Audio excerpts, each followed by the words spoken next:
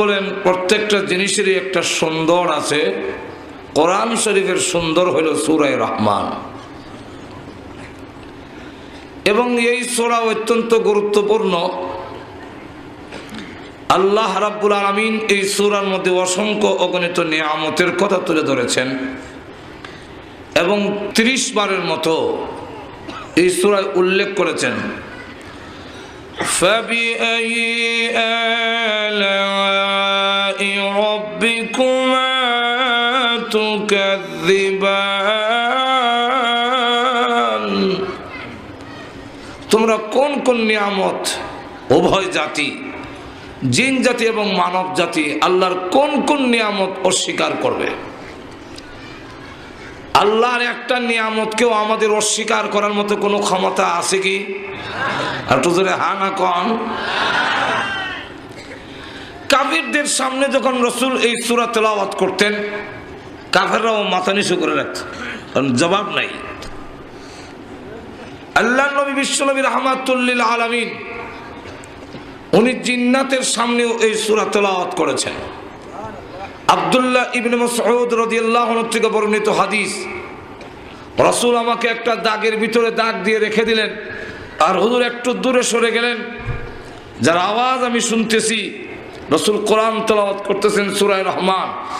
জিনদের এলাকায় চলে গেলেন, আর রাসূল যখনই বলেন ফাবিআইয়ি আলাই রাব্বিকুমা তুকাযযিবান,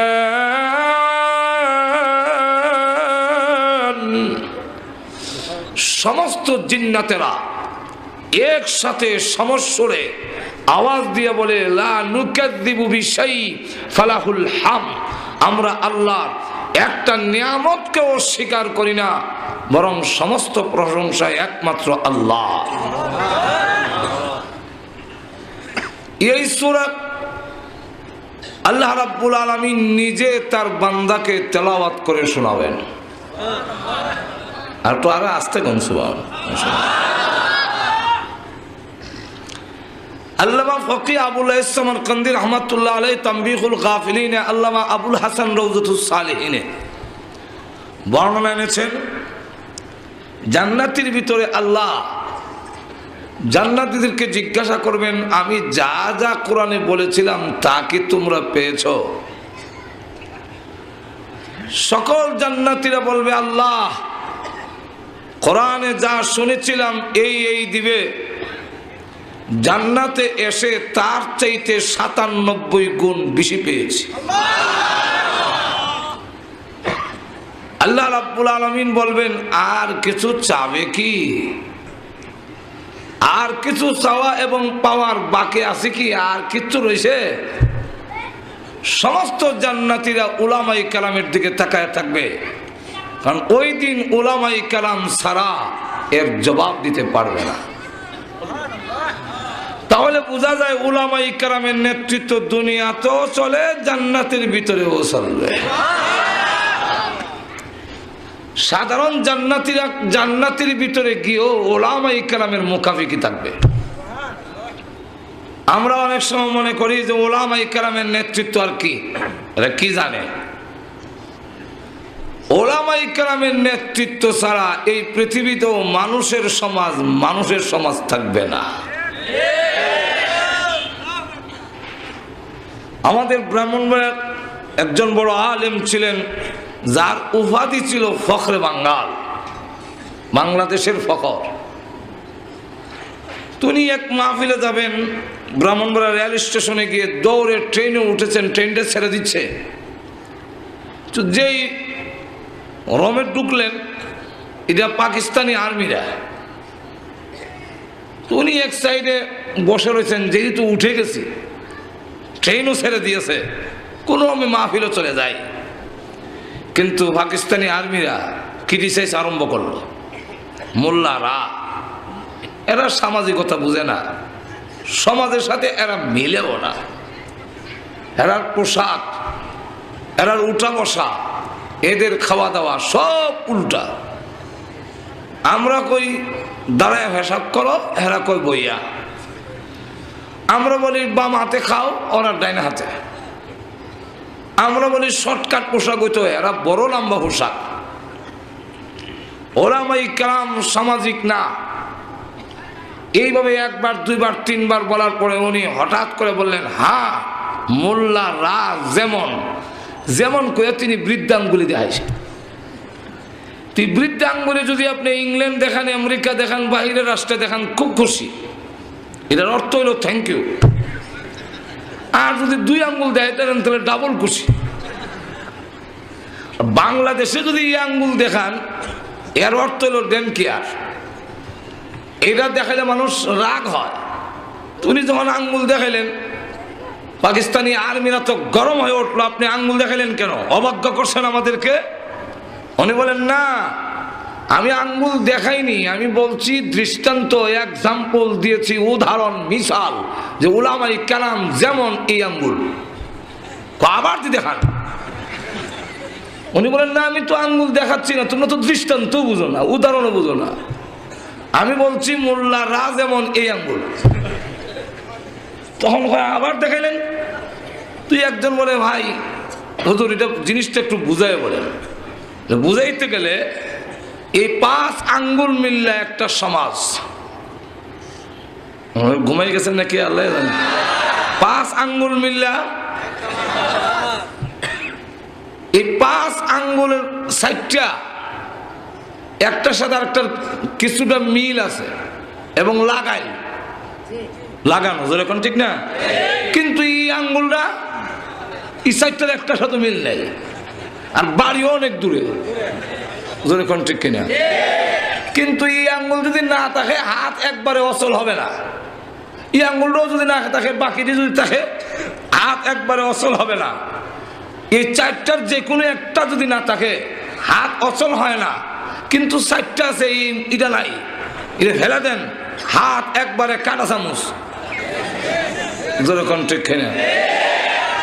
না ভাত খেতে পারবেন, না লবণ নিতে পারবেন। লবণ নিতে গেল এই বৃদ্ধাঙ্গুলি লাগে। লবণ কেমনে লওয়া যায়? ভাত খাইতে গেলে এটা লাগে, এটা সারা ভাত খাবেন কেমনে? এমনি খাবেন? ভিতরে দেবো কিভাবে? এই আঙ্গুল ছাড়া, যদিও 5 আঙ্গুলের মধ্যে এই দৃশ্যটির মিল নাই, বাড়িও অনেক দূরে, কিন্তু 5 আঙ্গুলের সমাজ এই বৃদ্ধাঙ্গুলি যেইভাবে চালায়, ঠিক তেমনি ভাবে তোমাদের কৃষ্টি, কালচার, তাহজিব, তামাদ্দুনের সাথে ওলামায়ে কেরামের মিল নেই, কিন্তু গোটা সমাজ চালায়। আলেম ওলামা যদি না থাকে, এই পৃথিবীর মানুষের সমাজ মানুষ থাকবে না, পশুর সমাজে রূপান্তরিত হয়ে যাবে। কিভাবে? এগুলোর সময় আসলে বলবো। এবং ইউরোপ, আমেরিকা, ব্রিটেন, এগুলো আমাদের সফরের অভিজ্ঞতায় বলবো পরে। এখন আসুন সামনের দিকে যাই। তো উলামায়ে কেরাম ছাড়া, দ্বীনি তালিম ছাড়া মানুষের সমাজ মানুষ থাকে না। হযরত বিলাল রাদিয়াল্লাহু আনহু যখন যাওয়ার সময় এসে গেছে, আজরাইল এসে বলে, ও বিলাল, আল্লাহ আপনাকে সালাম দিয়েছেন, সালাম গ্রহণ করুন। আমি আজরাইল সহ সমস্ত ফেরেশতারা আপনাকে ভালোবাসে। শুধু তা না, আমি আর একটা জিনিস আপনাকে জানাই দিতে চাই। আল্লাহ এই কথা বলেছেন যে মহান আল্লাহ রাব্বুল আলামিন আপনাকে ভালোবাসেন। হযরত বিলাল রাদিয়াল্লাহু আনহুকে মারে আর জোরে জোরে আল্লাহু আহাদ বলে। কালা বিলাল লাল হয়ে যায়। আবু বকর সিদ্দিক রাদিয়াল্লাহু আনহুর কাছে দিয়ে যায় আর দেখে বলে, বিলাল, আমাদের আল্লাহ এমন আল্লাহ, আসতে বললেও শুনে। ও বিলাল, এত জোরে বলার দরকার নাই, তোকে মারবি বেশি, তুমি আসতে বলো। হযরত বিলাল রাদিয়াল্লাহু আনহু বলেন, আর বলবো না। পরের দিন আবার তাকায় দেখে বিলাল রাদিয়াল্লাহু আনহুকে রক্তাক্ত করে মরা লাশের মতো রাস্তা দিয়ে টানে। উনি জোরে জোরে আল্লাহু আহাদ বলে। যত জোরে মারে তত জোরে আল্লাহু আহাদ বলে। হযরত আবু বকর সিদ্দিক রাদিয়াল্লাহু আনহু বলেন, বিলাল, তোমাকে না কালকে নিষেধ করলাম কইও না, তুমিও বললে বলবে না, এখন বলো কেন? ও আর বলবো না। এরপরের দিন হযরত বিলাল রাদিয়াল্লাহু আনহুকে আবার দেখেন তারা মারে, আর তিনি জোরে জোরে আল্লাহু আহাদ বলে। হযরত আবু বকর সিদ্দিক বলেন, বিলাল তুমি না ওয়াদা করো যে আর বলবে না, তো বলো কেন? হ্যাঁ বিলাল, আল্লাহ রাব্বুল আলামিন তুই এমন আল্লাহ, আস্তে বললেও শুনে, তুমি এত জোরে বলে কেন? হযরত বিলাল রাদিয়াল্লাহু আনহু বলেন, ও আবু বকর সিদ্দিক, এতদিন পর্যন্ত আপনার কাছে আসল কথা বলি নাই, আজকে আসল কথা বলি। আপনার সাথে ওয়াদা করি, আপনি আমাদের মুরব্বী, আপনি নবী সাহাবীর মধ্যে সবচেয়ে বড় মুরব্বী, একটা কথা বললে অমান্য করতে পারি না। কিন্তু আবার কেন ওয়াদা ভঙ্গ করে জানেন? ওই বেঈমান কাফেররা যখন আমাকে ব্যত্যাঘাত করে আর আমি জোরে জোরে আল্লাহু আহাদ বলি, তখন এত মজা, এত মধুর লাগে। ওই বেঈমান কাফেরদের নির্যাতনের কষ্ট আমি বিলাল আর টের পাই না। যেই বিলালের অন্তরে আল্লাহর এত মহব্বত, ওনাকে সালাম দিবে না? হযরত বিলাল রাদিয়াল্লাহু আনহু বলেন, আযরাইল তুমি এই মুহূর্তে আমাকে সংবাদ দিলে যে আল্লাহ রাব্বুল আলামিন আমাকে ভালোবাসেন। আমি আল্লাহ রাসূলের হাদিস শুনেছি, রাসূল বলেছেন, আল্লাহ যাদেরকে ভালোবাসেন মৃত্যুর সময় কোনো দরখাস্ত করলে ওই দরখাস্ত পুরা না হওয়া পর্যন্ত আযরাইল গায়ে হাত লাগায় না। আযরাইল তুমি আমাকে বলছো আমি মৃত্যুর জন্য প্রস্তুতি নেওয়ার জন্য, জানো না মুসলমানকে মৃত্যুর প্রস্তুতির জন্য সময় দেওয়ার দরকার নাই। যতজন মুসলমান আছে প্রত্যেক মুসলমান 24 ঘন্টা মৃত্যুর জন্য প্রস্তুত থাকে। তবে আমার একটা কথা, ওই বেঈমান কাফের আমাকে যখন মারত তখন আমি মনে করতাম আজকে এই দিন আমার জীবনের শেষ দিন, কিন্তু আমার শাহাদত নসিবে নাই, কপালে নাই। এখন আমি চাই এমন ভাবে মৃত্যুবরণ করতে। আমি এখন 4 রাকাত নামাজের নিয়ত বাঁধবো। প্রথম রাকাতে আমার গায়ে হাত দিও না, দ্বিতীয় রাকাতে তুমি হাত দিতে পারবে না, তৃতীয় রাকাতেও দিও না, চতুর্থ রাকাতে প্রথম সাজদায় হাত দিও না, শেষ সাজদায় যখন পড়বো রে আজরাইল, আল্লাহর কসম করে বলি রুহু বের না করা পর্যন্ত আমি বিলাল আর মাথা উঠাবো না। আজরাইল আমি চাই এমন ভাবে প্রতিবেদনে বিদায় হয়ে যেতে, আল্লাহ আমার মুনিব, আমি আল্লাহর গোলাম। আমাদেরকে মৃত্যুর প্রস্তুতি দেওয়ার দরকার নাই। আমি চাই সাজদা দিয়ে যাইতাম দুনিয়ার থেকে। এমনি আল্লাহ ডাকতে বলেন, আজরাইল রে, আমি আল্লাহ বিলালের দরখাস্ত এই মুহূর্তে মঞ্জুর করে নিয়েছি। এখন আসুন, গেল একটা। আর একটা হলো কিয়ামতের হালত 2 ভাগে বিভক্ত আছে। পৃথিবী ভাঙা, এই আছে পৃথিবী কে বানাইছেন? সব গুম জোরে কর না, সন্দেহ আছে? 2 জনের মুখ লড়ছে, চিৎকার দিয়ে বলুন কে বানাইছেন? আল্লাহ যদি বানায় থাকে তো আল্লাহ আবার ভাঙবেন কেন? মায়া লাগবে না? নূহ আলাইহিস সালাতু ওয়াস সালাম বর্ণনার পরে আল্লাহ রাব্বুল আলামিন হুকুম দিলেন, নূহ নবী কিছু মাটির ফাইতলা বানাও। আল্লাহ বানাইছি, ভাঙল, বলো মায়া লাগে। আল্লাহ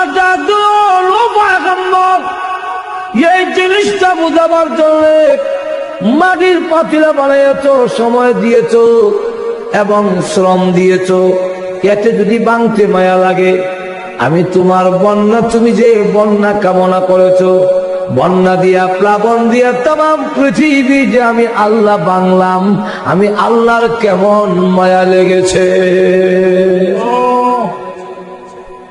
আল্লাহ বাংলেন কেন বলবো? ভাইরা আমার, লক্ষ্য করে দেখুন কেন ভাঙবেন। ভাঙ্গার কারণটা হইল, মনে করেন আপনাদের বাসুদেব এলাকার ভিতরে একজনকে সৌদি আরব অথবা কুয়েত কাতার নিব, 3 লাখ টাকা নিচে কাতার নেওয়া যাবে, বেতন 50 লাখ চাওয়া হবে। এখন কাতারও নেয় না, টাকাও দেয় না, এমন ঘটনা আল্লাহর জমিনও আসেনি। আরো জোরে কম ইবারা বিচার ভাইতো কই সর্দার মাতা বড়ার কাছে গিয়া কয়, ওই তো আমরা নিত কাতার আন্না হয় টেহারি দিলে, টেহাও দেয় না, কাতারও নেয় না। সর্দার সাবরা বিচারটা করে দেন। সর্দার সাবরা জবাব দিল, হ্যাঁ এমন 2 নম্বর কাম খালি একটা না, হাজার হাজার। এই কারণে তার কিছু ক্যাডার বাহিনী আছে, লাইটল আছে, পয়সা দিয়া ভালে। আমরা তার বিচার করতে গেলে বেরিয়ে কেল্লা হলে এর থেকে বাবা তুমি সবর করে আল্লাহ তোমার জীবনে কেউ টেকা মাইরে কেউ কিচ্ছু করতে পারে না, এই ওয়াজ করে দিন। বেটা বিচার পাইছে না, ওয়াজ পাইছে। আর তো জোরে কর না, ওয়াজ হয়েছে বিচার না। আপনার কাছে ওয়াজের লেগে আসলাম না, ওয়াজ তো বাসুদের তফির আমার বিচারটা দিলেন না। এখন এখানে বিচার পাইল না, সর্দাররা বিচার করতে পারলো না, কারণ কি লাডির জোর বেশি বেলায় বাইরে খেলা হলে জোরে কোন ঠিক নেই। তখন বাধ্য হইয়া টানা টিউনুর কাছে যাওয়ার পরে গিয়া দেখে যে বাটার নামে বিচার দিব, এই বাটা তার দুলাভাই, টিউনও সব দুলাভাই। তো দুলাভাই শালার হককে থাকবে না আমরা হককে থাকবো? ইগেনকে বিচার হয়েছে না, কেন লেগে হয়েছে না? আত্মীয়তার কারণে, স্বজন প্রীতিতার কারণে গেলগাট ডিসি সাহেবের কাছে বিচার দিতে।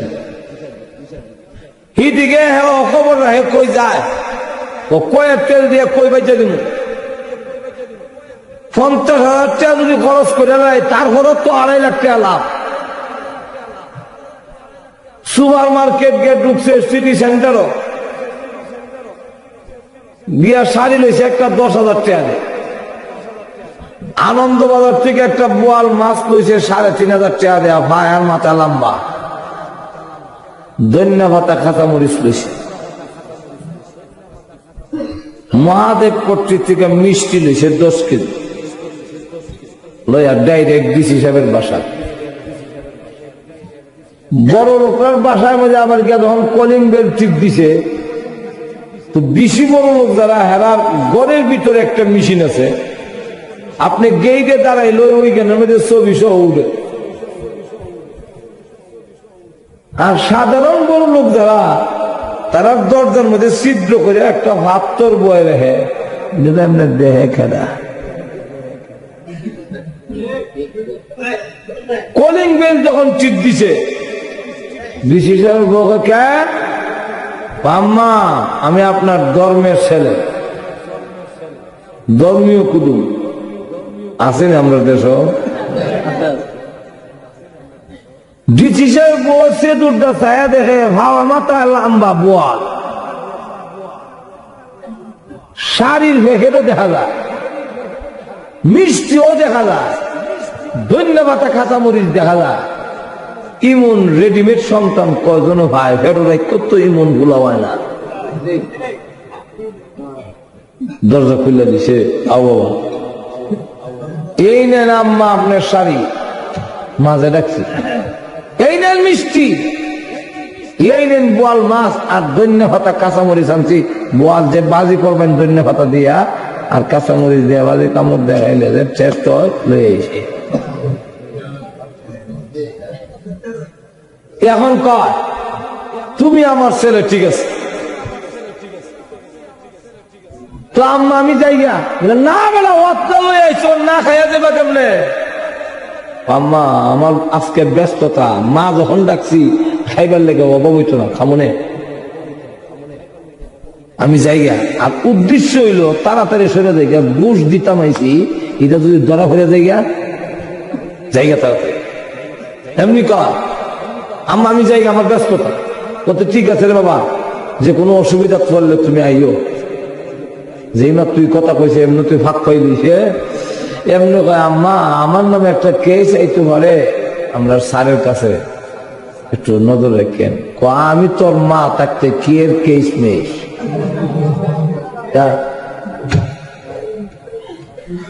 ডিসি সাহেব যখন বড় আইছে, বিন্নি ভাত ভাগ করিয়া, বিন্নি ভাত বুঝেন তো আপনারা, আর বোয়াল মাছের ফেটি যখন দিছে, এরপরে বোয়াল মাছের ফেটি দেয়া খায়, কাঁচামরিচ কামড় দেয়, ভালো লাগে, মজাও লাগে, খাইছে খুব ইচ্ছা মতে।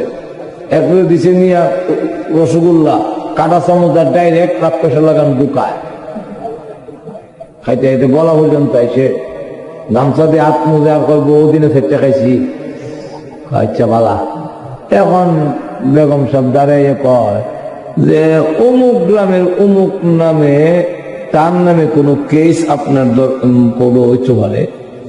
কই গেছে কেস দাঁড়াইছে, দেয়াটা হোক, যেভাবেই হোক কেসটা তার পক্ষে রায় দিতে। হ্যাঁ কও কি, আমি একটা জেলার দায়িত্বশীল, এখন বিচার বিভাগ আলাদা করছে।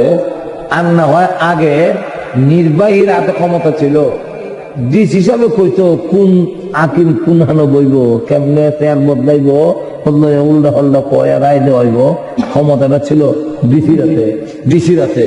এখন আপনি যেভাবে উল্টা পাল্টা করে দিবেন, হ্যাঁ আমি একটা জেলার দায়িত্বশীল, সকল আমার সমান, আমি কর্ম করবো। দেখো মুডা গলায় আওয়াজ করো না, যদি না পারো তাহলে আমার রসগোল্লা, বোয়াল মাছ, ধন্যা পাতা, কাঁচামরিচ ফিরত দিলাও।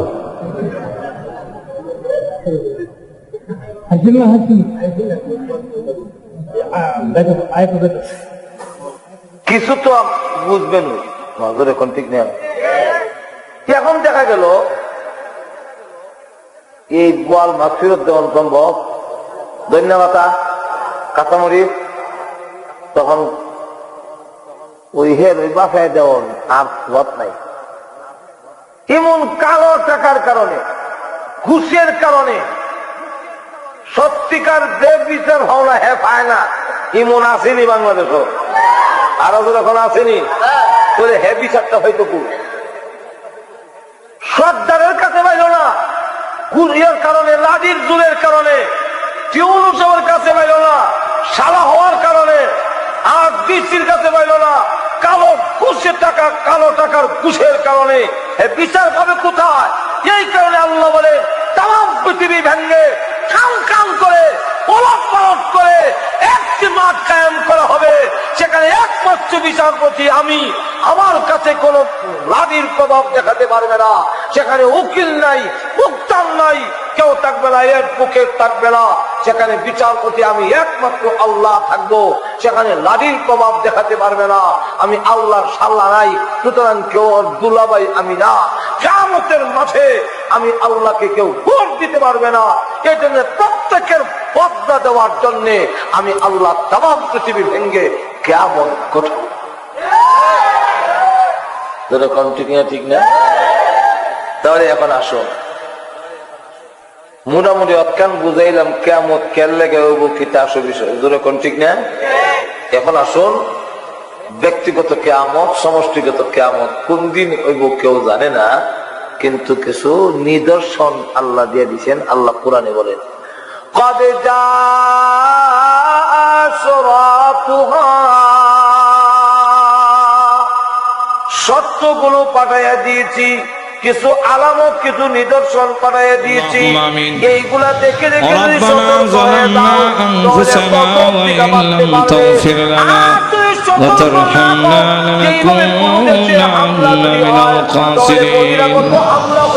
ربنا اغفر لنا ولوالدينا رب ارحمهما كما ربياني صغيرا رب ارحمهما كما ربياني صغيرا رب العالمين तमाम জীবনের গুনার বোঝা মাথায় নিয়ে আসামির বেশে অপরাধীর বেশে বিক্ষোভ খাঙ্গালের মতো আলেম হলামানি সাদাদারি ওয়ালা মুরব্বি নিয়ে নওজোয়ান ভাইদেরকে নিয়ে মাসুম বাচ্চা নিয়ে পর্দার আড়ালের নেককার মা বোনদেরকে নিয়ে আল্লাহ আমি গুনাহগার প্রভু হে মুসাফির অবস্থায় হাত বাড়াইলাম মেহেরবানি করে জিন্দেগির গুনাহ মাফ করে দাও আল্লাহ জানি না গো আজকের এই মুনাজাত কার জন্য জীবনের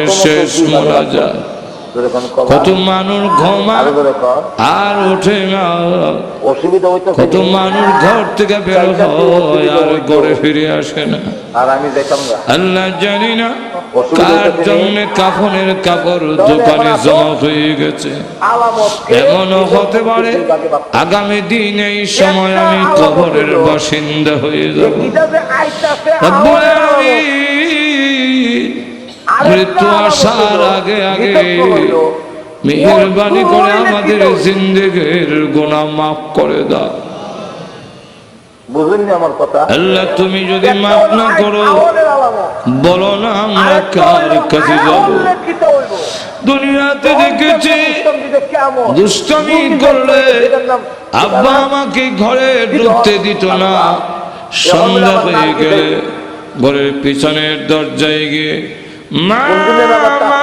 বলে ডাক দিলে এমনি দেখতাম মা দরজা খুলে দুইটা হাত বাড়ায় এই যে বিভিন্ন নামে আসবে ডেকে বলতো আরে বাবা সকলে ভুলে গেল আমি তোর গর্ভধারণী মা তোকে ভুলে যেতে পারি না সন্তানকে বুকে জড়াইয়া জীবনের সব অপরাধ মাফ করে দেয় আল্লাহ তুমি তো মার চাইতে কোটি কোটি গুণ বেশি দয়ালু গুনার বোঝা নাইয়া তোমার রহমতের দরজায় হাজির হয়েছি মেহেরবানি করে আমাদের জিন্দেগির গুনাহ মাফ করে দাও আল্লাহ আমরা যে যে উদ্দেশ্যে তুলেছি প্রত্যেকের নেক আশা পূরণ করে দাও আমাদের মধ্যে যারা অসুস্থ আছেন আল্লাহ সুস্থ করে দাও আল্লাহ রোগ তোমার রোগীও তোমার তুমি শিফা দেনেওয়ালা আল্লাহ সকল রোগীকে তুমি আল্লাহ সুস্থ করে দাও আল্লাহ আমাদের সন্তানগুলোকে নামাজি দিনদার পরেজগার বানায়া দাও আল্লাহ আজকের এই মাহফিলের আয়োজন যারা করেছেন শোনার জন্য যারা এসেছেন সাহায্য সহযোগিতা যারা করেছেন টাকা দিয়া পয়সা দিয়া বুদ্ধি দিয়া শ্রম দিয়া সকলের জন্য এই মাহফিল নাজাতের ওসিলা বানায়া দিও রব্বুল আলামিন আল্লাহ হাফিজ উদ্দিন ইসলামিয়া মাদ্রাসারে তুমি কবুল মঞ্জুর করে নাও আল্লাহ যত প্রয়োজন আছে তোমার গায়বী খাজানার থেকে পুরা করে দাও আল্লাহ আমাদের পক্ষ থেকে আল্লাহ করে দরুদ আর সালাম সোনার মদিনা পৌঁছে দাও যত মুমিন মুমিনাত কবরে ঘুমিয়েছেন সকলের কবরের আযাব মাফ করে দাও আল্লাহ এলাকার মাটির নিচে যত মুর্দা ঘুমিয়েছেন সকলের কবরের আযাব মাফ করে দাও বিশেষ করে আমরা হাত বাড়াই না জানি না কালমা নাই কামার আল্লাহ মার কথা বলতে পারি না কত লাঠি মার কলিজায় মেরেছি আল্লাহ কত রাত গেল আমি আমার মাকে ঘুমাইতে দেই নাই আল্লাহ ওই মা যাদের নাই গো মার কবরে আযাব দিও না খলিফাতুল মুসলিমিন ওমর রাদিয়াল্লাহু আনহু আল্লাহ পার কবরে আযাব দিও না আল্লাহ ভালো জিনিস খাইলো না ভালো কাপড় পরলো না টাকা খরচ হয়ে যাবে সব কিছু রেখে দিয়ে সন্ন্য হাতে ওই গুরুস্থানে বাংলা কবরে ঘুমিয়ে আছে নিজের কাছে আল্লাহ আব্বার কবরে আযাব দিও না, মা বাবার কবরকে জান্নাতের বাগান বানায়া দাও। আমার রব্বুল আলামিন, আমার অপমান করলে মা বাপ যাদের আছে আল্লাহ হায়াত বাড়ায়া দাও, মা বাবার খেদমত করার তৌফিক দাও। রব্বুল আলামিন আমাদেরকে মক্কা মদিনা বারবার জিয়ারত করার তৌফিক দাও। আল্লাহ স্বপ্নের যুগে তোমার বন্ধুর নুরানি চেহারাখানা দেখায়া দাও। আল্লাহ প্রভু হে, যেদিন মরণ দাও ঈমানের সাথে মরণ দিও। আল্লাহ বেঈমান বানায়া কবরে দিও না। আল্লাহ আমাদের ক্যান্সার দিও না। আল্লাহ এইডসের মতো মহামারী দিও না। হার্ট বার্ন কিডনি নষ্ট করে দিও না। তুমি আইছো তোমার ব্যক্তিগত কাজে, এখন তোমার আমার ব্যক্তিগত কাজ যদি দেশের জনগণের খুশি, দেশের জনগণের তেল জ্বালাইয়া তোর আর আমার ব্যক্তিগত কাজ যদি সমাধা করি, কিয়ামতের কঠিন ময়দানে আসামির কাঠ গড়া জ্বালাইয়া আল্লাহর কাছে আমি উমরের জবাব দিব। পানিতে ডুবায়া আগুনে পোড়ায়া মারো না। ভাবতাম না এর লেগে ভাবতে যেদিন আমরা দেশের মেয়ে হইল জনগণের তেল জ্বালাইয়া শ্বশুর বাড়ি যায়। জুমার দিনে নামাজের সেজদার মধ্যে মালাকুল মউত পাঠাইয়া দিও। আইসিনি অনেক আল্লাহ বিশ্ব নবী তুবাইলে আমাদের দোয়া কবুল করে নাও। ربنا تقبل منا إنك أنت السميع العليم وتب علينا إنك أنت التواب الرحيم سبحان ربك رب العزة عما يصفون وسلام على المرسلين والحمد لله رب العالمين آمين آمين برحمتك يا أرحم الراحمين। এক নম্বর, ইদা তুখিদাল ফাইউ দিওয়ালা, জনগণের সম্পদকে নিজস্ব সম্পদ বানায়া নিবে, গেল একটা। দুই নম্বর হল ওয়াল আমানাতু মাগনামা, আমানতের খেয়ানত করবে। যদি আমানত আবার কয়েক প্রকার, টাকা যদি আমানত রাখেন তো মনে করবো মাগনা হয়েছি, বিনা পরিশ্রমে আস্থা দিলে। একটা কথা যদি কইয়া কইলে ভাই আপনার কাছে কইছি আর কেউ কাছে কইয়েন না, বড় দুঃখটা কইলাম আপনার কাছে, আর কইয়েন না কেউ কাছে, কইয়া বাড়ির যাইতে পারবেন না। বা সুদব বাজার বইয়া কইছিলেন, বাড়ির যাইতে যাইতে দেখবেন দেশের অবধি জেনে নিস। ঠিক নেই। আরেক সাহাবি শুধু কইও না, রসুল বলছিলেন কইও না, বনি কুরাইজার ব্যাপারে কি সিদ্ধান্ত নিছি এটা কইও না, তোমরা লুকায় রেখো। কিন্তু এক সাহাবি আত্মীয়তার কারণে ওই আর কইলেছিল ইশারায়, মুখ দিয়া না কইয়া। ঘুমাই দিয়েছেন নি? ঘুমাইলে দেখবেন না, কিছু দেখানো লাগে।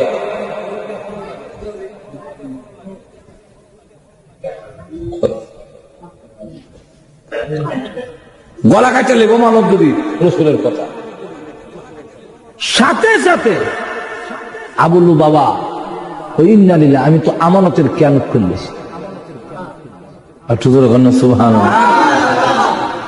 এখন দুইটা হাত মদিনার একটা বিলার এখনো আছে, সাদা কার্পেট বিছানো আছে এখানে, এটার নামে ইস্তেগফারের বিলার। এই বিলারের মধ্যে দুইটা হাত বাঁধছে, খাওয়ান বন্ধ করছে, ঘুম বন্ধ, গড়ে যাওয়া বন্ধ, পান করা বন্ধ, ঘুম হারাম।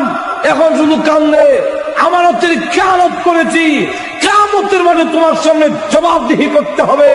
আল্লাহরে পারবো না, জাহান্নামের আগুনে জ্বলতে পারবো না, মাফ করে দাও, মাফ করো।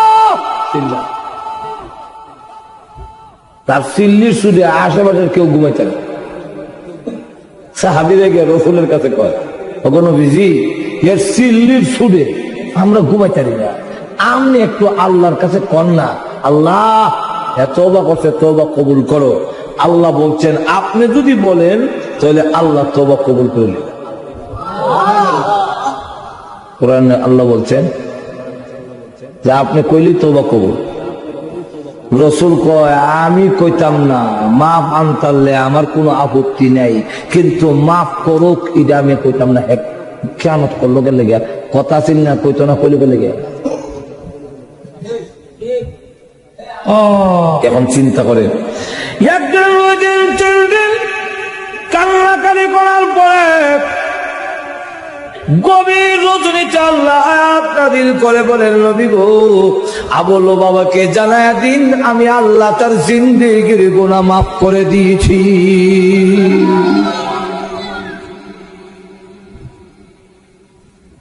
উম্মে সালমা রাদিয়াল্লাহু আনহার ঘরে আয়াত নাযিল হয়েছে গভীর রজনীতে।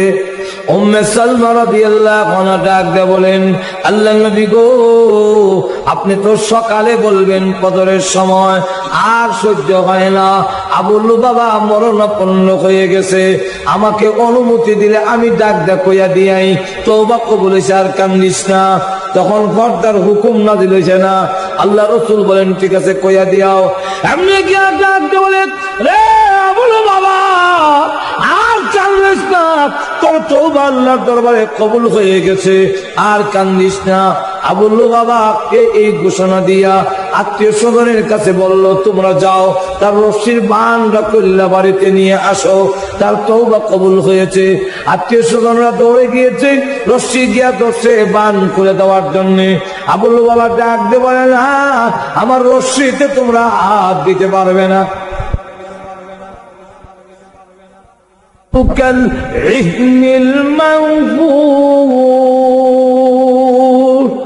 পাহাড় গুলো হয়ে যাবে ইহনিন শব্দের অর্থ হইল রঙিন ধ্বনিত, মানহু কাল ইহনিল মানহুস, রঙিন ধ্বনিত তুলা। ইহনিন অর্থ হইল রঙিন তুলা, আর মানহুস মানে গুণ, যে তুলারে গুনছে, বুঝিও এটা দেখছেন না, তুলা তুলা ওইয়া বাতাসও দেখবেন, তুলার দোকানে গিয়ে দেখবেন বাতাসের মধ্যে তুলার গুড়া গুড়া গুড়া গুড়া উড়ে। আল্লাহ বলেন, পাহাড় ধ্বনিত তুলার নায় ওইয়া বাতাসের মধ্যে উঠতে থাকে। আরেক আয়াতে বলেন, ওয়াসুইরাতিল জিবালু ফাকানাত সারাবা। রাসূল জিজ্ঞাসা করেন, ইয়া আখি জিবরাইল, মান হাযার রাজুল, উনি কে? জিবরাইল আলাইহিস সালাতু ওয়াস সালাম বলেন, ও আল্লাহর নবী, উনাকে আপনি চিনেন না? উনার নামই হলো ইসরাফিল আলাইহিস সালাম। রাসূল তখন সালাম দিলেন, জবাব দিব দূরের কথা, হাতিও মারে, যেমন বোঝা গেছে শুনে হইনি। আবার সালাম দিলেন, হাতকাল নাই,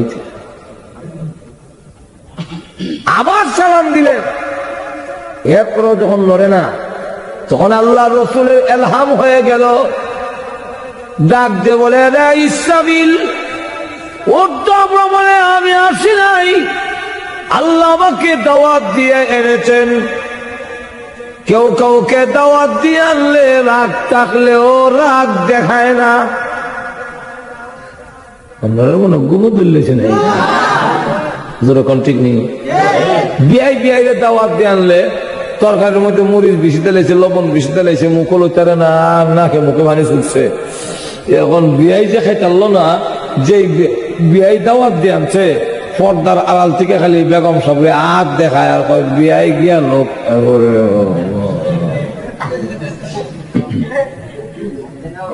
যেরকম ঠিক নেই। এরপরে আর দেখ দেখছি রাখতাম না, বাইরে ভেঙে গেলাম, ওখন বাঁধতাম না, বিয়ের সম্মানে।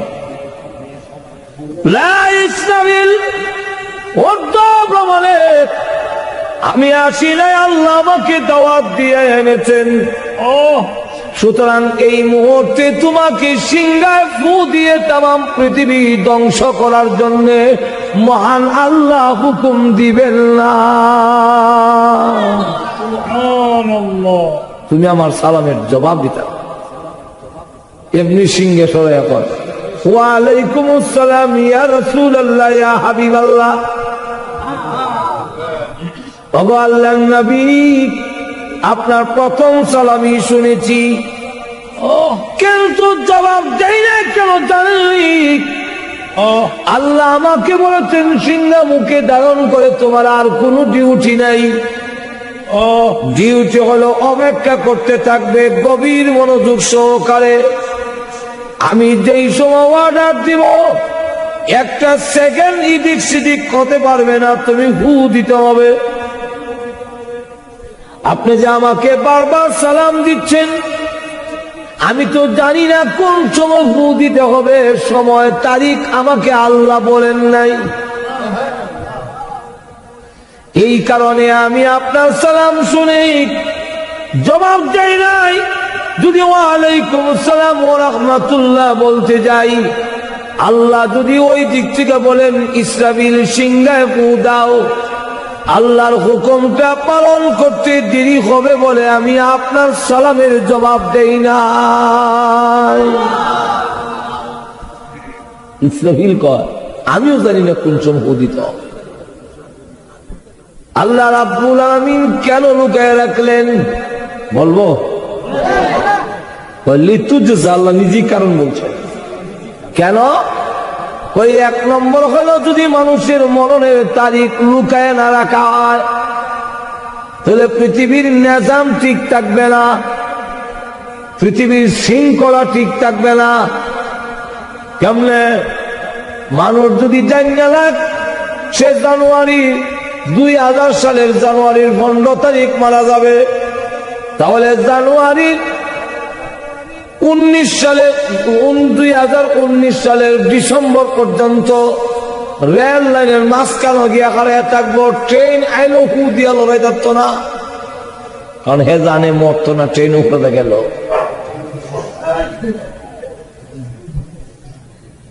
ঘুমাই গেছেন জোরে কোন ঠিক নেই। এমনি তো উইশাল্লা দিলে ভালো না মরে গেছে জোরে কোন ঠিক না, ঠিক না। এই সময় কব আমি তো জানি মরতাম না। ডিসেম্বর 2000 সালের জানুয়ারির 15 তারিখে না মরুম, এর আগে ট্রেন উঠে গেল তো মরতাম না, তাহলে আমি লোক লাভ কিতা হুয়াইলো কাম জোরে কোন ঠিক না। একজন আরেকজনকে মারতে গেলে বয় তাকে সে নিয়ে আমারে গায়ে মারে। এখন যদি জানি লাই মরতো না, তারিখ জানেন, আপনার তারিখ যদি আপনি জানেন, তাহলে আমাকে মারতে গিয়ে আপনি দ্বিধাবোধ করবেন না, কারণ আমি গায়ে দিলেও অসুবিধা নেই, আপনি মরবেন না। এক নম্বর খারাপ, মানুষের আইন শৃঙ্খলা পৃথিবীর ঠিক থাকবে না। 2 নম্বর হলো মানুষের মধ্যে ইবাদতের গাফলতি এসে যাবে। কি গাফলতি? ইবাদতের মধ্যে গাফলতি কেমনে আইব? হ্যাঁ যদি যাই না 2000 সালের জানুয়ারির 15 তারিখ মারা যাইব, তখন হে আকাম কুকাম সব করতে আরম্ভ করবো। মসজিদের ইমাম সাহেব ছাড়া কোন মুসল্লি হওয়া যেত না। আর যারা যারা জানবো যে মরণের টাইম আইসে আর 10-15 দিন আছে বা 5 দিন আছে, এরা কি আর বাকি সব নাই নাইস গান তামসা এগুলোর মধ্যে লিপ্ত থাকবে। মানুষে এগুলা মসজিদ আইতো না, কারণ হে জানে মরতো না, হন আর বাকি আছে। আর যখন দেখবো যে জানুয়ারি 2000 সালের ডিসেম্বর ভরিয়া জানুয়ারি আমাই গেছে, তখন হে যে গিয়া গাছটি গুছিল মসজিদ আমাইয়া যে তোবা হবা কান্নারি করবো, আর আমি মরবরা পর্যন্ত বাড়িতাম না। এত আগ থেকে নামাজ পড়ানোর কোনো দরকার নাই। মাত্র 15 দিন হইয়া তোবা করলে আলিমুলামা কইছে চোখের পানি ছেড়ে দিয়ে কান্না আল্লাহ সব মাফ করে দিলায়, তো সব মাফ হয়ে যাবে। অত আগ থেকে নামাজ পড়ানোর কোন দরকার আছে? যেরকম ঠিক নেই। থানবী রহমতুল্লাহ একটা এক্সাম্পল আনছে, কইতাম না এক্সাম্পলটা? এক্সাম্পলটা হইল একবার আজরাইলের সাথে দেখা হয়েছে। আল্লাহ রসুল বলেন প্রত্যেকটা মানুষের দরজায় আজরাইল দৈনিক 5 বার আসে। কবার? ইয়াকিফু আলাল বাব 5 মাররাত। আমরার খবর নাই, আজকেও আমরা সাথে আজরাইলে 5 বার দেখাশোনা করে গেছে। কবার দেখা করে গেছে? 5 বার। এখন আজরাইল সাথে একবার দেখা হয়ে গেছে, আজরাইল আসসালামু আলাইকুম। ওয়ালাইকুম সালাম। আপনি কে? আমার নাম আজরাইল। ও বড় ভালো হয়েছে। আপনার আমি অনেকদিন ধরে বিচার চাচ্ছি খেললে গিয়া আমার মরবার আগে একটা সংবাদ দিয়ে আইবেন 2 বছর আগে 2 বছর আগে একটা সংবাদ দিতে কচ্ছে জীবনে এইবারে আজরাইলের সাথে চুক্তি করে যে সিনেমা অলগে আমাইছে আর বাড়িতে সব পাপা তারা এমন ভাবে লিপ্ত হয়েছে আর বাইর না আর অপেক্ষা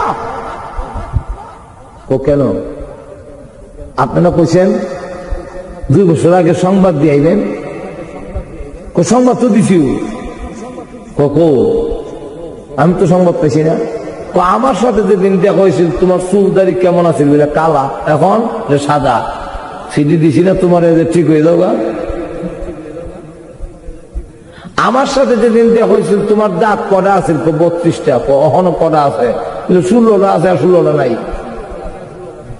সংবাদ দিছি না আমি তুই তো বুঝছি না আজরাইল যে সংবাদ বুঝে না এর গলা চিপা দেওয়ান ছাড়া আর কোন উপায় উপায় নাই তোমার গলা চিপাতে ধরন লাগে এই যে বেটা আজরাইলের সাথে চুক্তি করিয়া এখন গুনার কামে যদি মানুষের মননের তারিখ পৃথিবী ভাঙ্গনের তারিখ আল্লাহ প্রকাশ করে দিত মানুষের মধ্যে তখন ইবাদতের গাফলতি এসে যাবে এমনি আমি জানি না আজকের রাইতো আমার মৃত্যু হতে পারে সুতরাং নামাজ এখন থেকে পড়ন দরকার সুদ ঘুষ এখন থেকে চাইরা 24 ঘন্টা মৃত্যুর জন্য প্রস্তুত থাকা নামাজ পড়ন যেমন ফরজ মৃত্যুর জন্য প্রস্তুত থাকাও আপনি জোরে কন্যা ফরজ নেই